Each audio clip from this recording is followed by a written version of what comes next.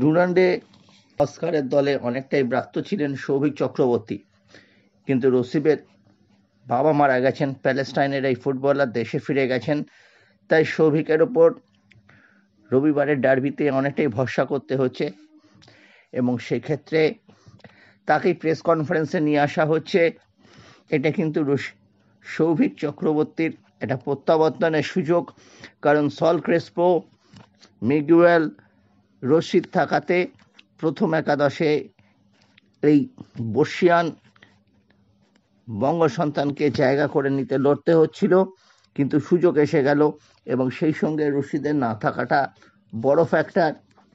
মাঝমাঠে নিয়ন্ত্রণ নিতে একটা বড় ভূমিকা নিতেন, এবার সেই কাজটা মিগুয়েল এবং সৌভিক চক্রবর্তীকে করতে হবে।